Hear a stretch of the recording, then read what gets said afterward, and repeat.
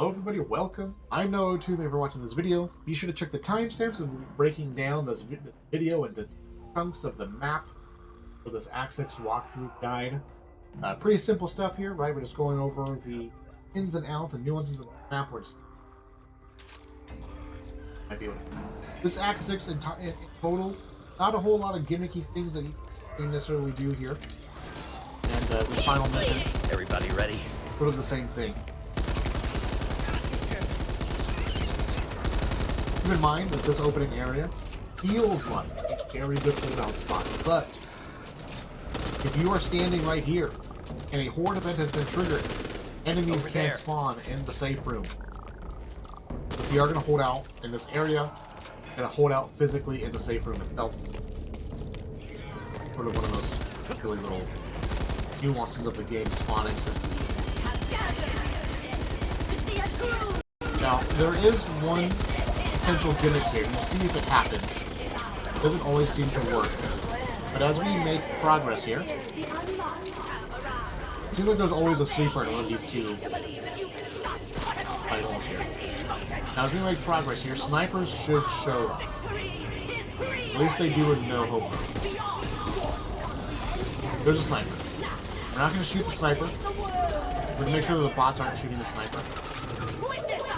I think that if once those snipers spawn in, if you back up, hippity tap the safe room, and then come back. You gotta elaborate on that middle bit a little bit for me. Stinger here. Reloading. And then come back, the snipers despawn. That's what I found. You can despawn those snipers by walking back to the safe room. Kind of neat, right? I'm gonna speed this up here. Nothing really going on here, as far as just, making your way through this section logically and safely.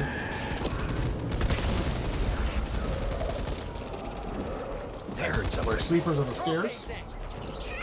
And now here, depending on whatever your throwable is, for the most part, because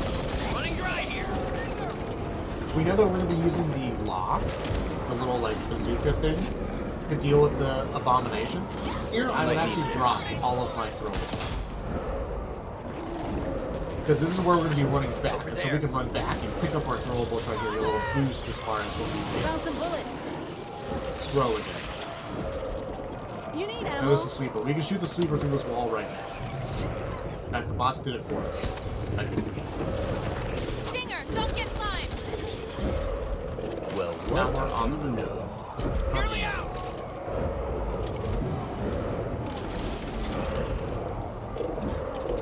Don't have any ammo. Now we're on the move. The law spawns in this section are fixed. They're always here. I believe there's always 5 of them. Really? Pretty sure there's 5 or 6 of them in every section. The pathing that I just showed you right there, that's the pattern I always take for grabbing all 5 of the laws, and that's where all of them spawn. Nearly got it. Sort of see here. Now, when it comes to fighting this area, typically I just use the law to shoot the abomination. Guys, fuck my line of sight. If you're super fast, you can in fact hit 2 laws in a single moment. And that's about it. This section, though, I would say, when it comes to the movement, what I need to be talking about here is where did we stand? Keep in mind that these walls will block the money right? But then they explode. Typically, the strategy that we're going to be implementing for dealing with the abomination here is we'll get in a little corner, we'll wait for him, he'll do his little aggro thing, and then we'll move. Just a little bit. Then we'll get a nice line of sight, take 1 to 2 shots, and then we're just going to get back into our corner. Sort of like as little movement as possible, but just enough movement so that we can get a faster line of sight on the abomination. Sincere apologies.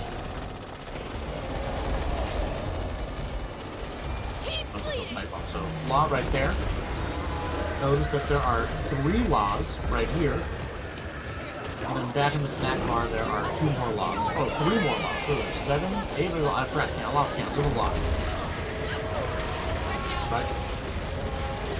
So here, I would highly recommend opening the Like toolkit room. someone's left Great us a little toolkit room present. placement to We keep can our bots only healthy. open it. I'll typically hang out right here. Bad things. So to demonstrate this sort of strategy here, when the abomination looks straight at you, the Harbinger, you can't really get a clean sight of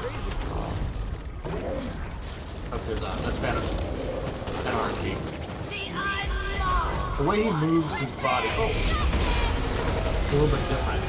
For the most part though, when he is doing like his thing, the weak spot is revealed, typically he's looking straight at you and his head, like his jaw, is blocking. His jaw is blocking the weak spot. So we typically want to stand in one spot, let him begin the animation, the aggro, like the weak spot animation. We just jump to the left just a little bit because then we sort of circumvent the fact that his jaw is blocking our lines. Cover me, reloading. We're on the move. Now, how much time passes in between him revealing his weak spot or not seems to be Can't pretty pick this random. lock. Just gotta blast. Like right there, he revealed it, we shot it, it went away, and it Reaching came back charges like a couple 1. seconds High later. security That fan. will happen from time to time. I don't know how to manipulate that.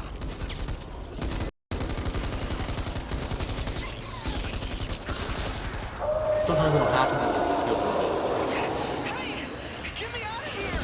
Lay right down! I'm coming! I wonder if running all the way back to the safe room will despawn these. Hoffman, quit being an Now, one thing that I do want to mention here, that I sort of forgot to talk about, is that when it comes to leaving the toolkit room, which is our safe holdout spot, we want to get to like this area here for a holdout event, for a horde event. But also too, we would really like to get to the prison just down these stairs for the next holdout event. Because this is probably one of the best holdout spots in the entire map, just in general here. Once you're in this room, you do not need to open up this door right away. Look at your timer in the top right. Is it, you know, like, is there a horde event on its way? Should have a horde event timer going on. I think it's glitch. Right, but if you need to fight a horde event or a horde event's about to happen, take the fight in this room, because nothing can spawn behind you when this door is locked. They spawn literally right there. They're slowly crawling out, running around the corner. Super easy to hold out here. Then we make our move. The snipers on the staircase here, we can sort of shoot them. Could come in handy. Angles. Check it out.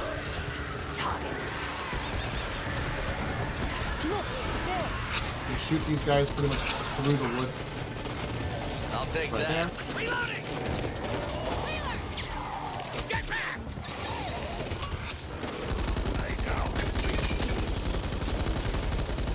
Now, I must admit, in no hope mode, I feel like opening that door has never triggered a horde event before.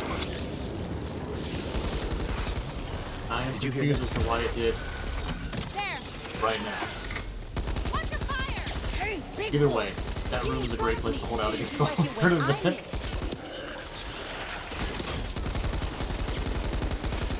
But same thing too, if you can get down to this hallway, and you need to be ready to take another horde event, timer is ticking away, and you go, oh crap, a horde event's about to happen. Don't slack. They'll be Don't back. open that door up yet. I've never seen anything spawn down here. Never in my life has it happened. Okay, there's a horde event. Right?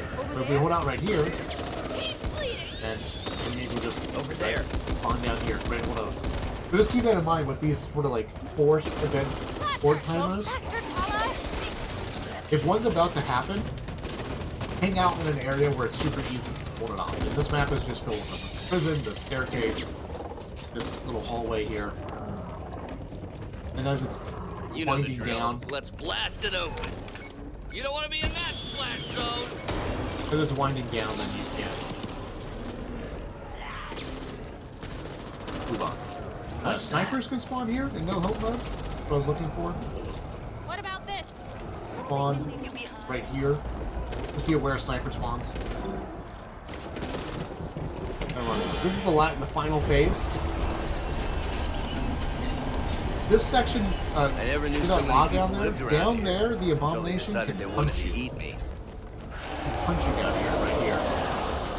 where I like to stand a lot of the time, as soon as we drop out of the elevator, before the horde event is triggered, you can run all the way up here to this corner. You can see we got a lot of access to laws. I think here in no hope mode, you're gonna have less laws spawn. I think this feels like a lot. But here again, we like to sort of hang out. On my target. Gonna turn this one into my next project. Right here. The only manipulation that we can maybe kind of do is, and you can see right there, when the abomination does the animation that he's going to punch you, you can more clearly see his weak spot, like more quickly, more easily, and have enough time to shoot 2 rockets into him in one sitting, right? So the only thing I can do here is that I sort of like to stand right here, as much as possible. I don't know where this is.